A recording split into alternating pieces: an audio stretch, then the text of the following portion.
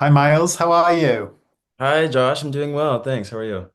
Yeah, I'm doing great, thank you, and really excited to be able to talk to you about this film because I had such a great time watching it. And so, I guess to begin with, I wanted to ask, you and Naomi, your characters have a very interesting dynamic in the film, with Joshua and this pop megastar he's trying to look after and shepherd around. So, what did you enjoy most about working with her and exploring that relationship? Yeah, Joshua is sort of, I think, in a lot of ways, the comedic relief of the movie. Sort of, in some ways, necessary in a movie that is so intense and uh, gripping and dark. Um, Joshua is really there to service Sky's every need, um, which kind of sets him up for a constant one-two punch of comedy. You know, someone who's putting their heart on the line and is trying their hardest to give this superstar what they want and getting a pie in the face in exchange every single time. It was fun to play that kind of character. I like to play those sort of class clown types. So um, it's kind of fun to humiliate yourself and not get what you want. It's fun. Yeah, for sure. And of course, there's that great meet and greet scene where again, Naomi's character is coming face to face with some of these very creepy people who've been possessed by the smile. But what was it like for you those days on set and seeing those actors, doing those signature, again, creepy smiles that this franchise has become known for? So cool. It was great. It was so cool. That scene in particular, I think, is cool because you get so many personalities coming in, interacting with uh, this megastar who's got this obviously very dark paranoia in her mind.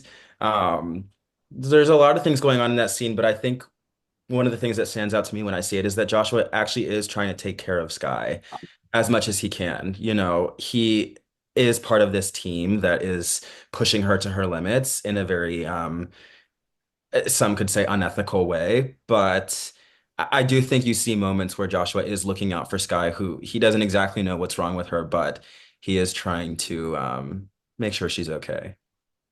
Yeah, and I know obviously you talked about being a little bit of like comedic relief, but is it fun as well to play a character who's almost outside all of the madness that's going on and all of the horror, who's just observing what's going on almost as an outsider in some ways to that? Yeah, I kind of loved it.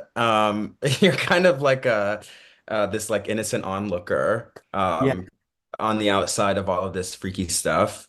I think you see it a lot in that moment where he tries to get her a soda right after she's experienced one of the darkest things that the movie has to offer. It's fun. It's like dramatic irony. It's situational comedy, and like it's kind of fun to be a character on the outside because too, I think it gives the audience a little bit of an opportunity to breathe or kind of laugh at the sheer ridiculousness of what we're watching.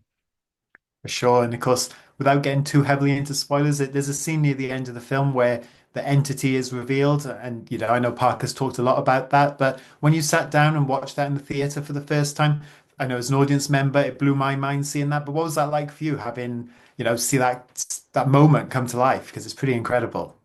It's incredible. It's I just like I mean it leaves me a little speechless even thinking about it.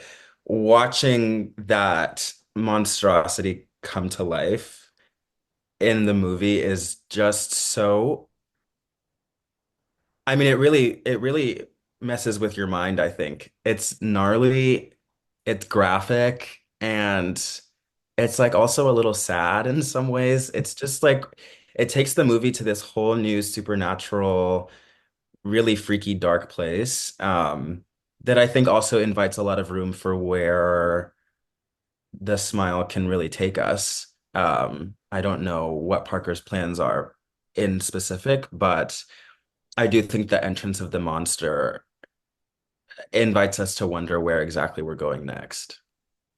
Yeah, for sure. And just talking to the supernatural, well, I've got you, Miles. I loved Agatha all along. Eddie as a character, I think people have really responded well to. A lot of people hoping he might be somehow turned into Hulkling. What do you think of all that sort of speculation and just how people have responded to seeing the relationship between Eddie and Billy, which was such a cool thing to see in the show?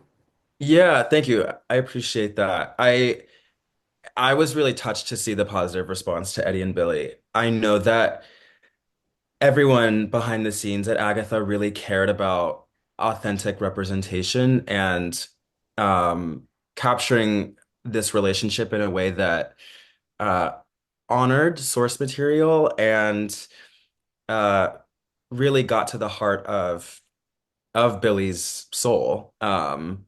It's really nice to be a part of the MCU, and I've stressed it so much in interviews, but working with Joe was really like it was like my honor. It was really cool. He's so smart and really carried that show in such a beautiful way. On the speculation, all I can say is I was touched with how people responded to Eddie and Billy, and I know that there's a lot of plans for how we're going to continue exploring Billy's background and life and journey, and we'll have to see. We'll have to Or see. you and Joe must have had a blast that day on set working with Evan Peters, because that what a standout scene that is as well. Yes, what a legend. Oh my goodness. I grew up like thinking that he was just the most talented guy on the earth. So that was really sick. Really cool. Oh, that's awesome. And then back to this film, you mentioned Parker before, obviously Smile, great film, and now this sequel, I think, just ups the ante, left people wanting more. But what was it like for you working with him and obviously developing this character hand in hand with him as well?